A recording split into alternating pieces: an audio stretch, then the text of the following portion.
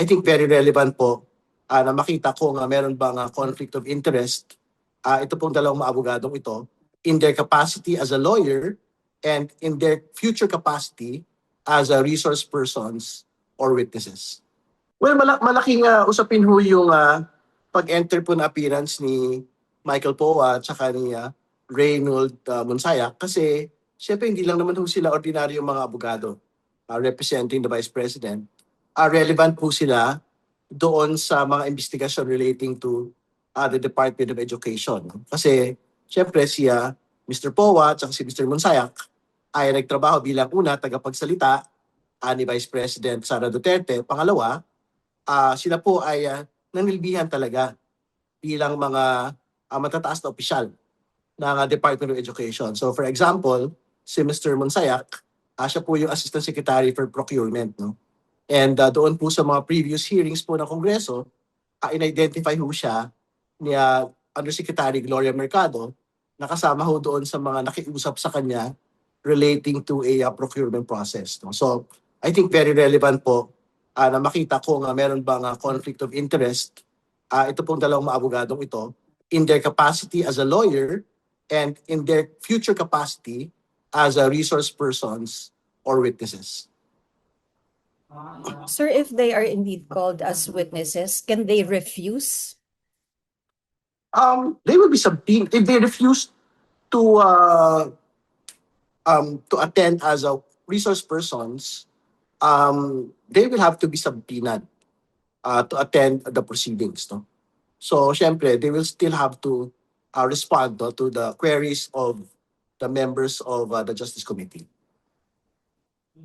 So, kumbaga bale, sir, they eventually, kahit na mag-refuse sila at first, sasalang pa rin sila as witnesses kung ipapatawag sila.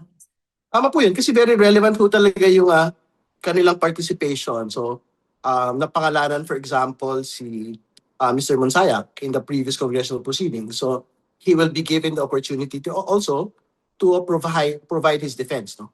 Diyan po sa bagay po na yan. And for him to be also interpellated by members of the committee.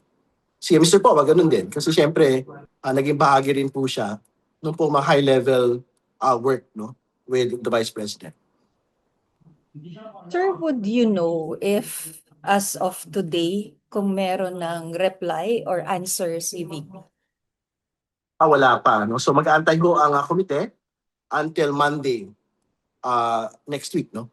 Dito po sa pagsagot ng ating pong Vice President, dito po sa notice to answer ng House Committee on Justice. Thank you, sir. Questions? Sir, pwede bang i-invoke yung lawyer-client relationship para hindi sagutin yung ilang mga tanong ng House panel? Pwede yung invoke yung lawyer-client privilege, no? Kapag ho related lang doon sa mga bagay na nagbibigay ho silang advice to the Vice President, no? On legal issues. Pero on factual questions related to their work at the OVP and to their work at the Department of Education, I don't think that a privilege can in fact be invoked, even if they present themselves as lawyers of the Vice President.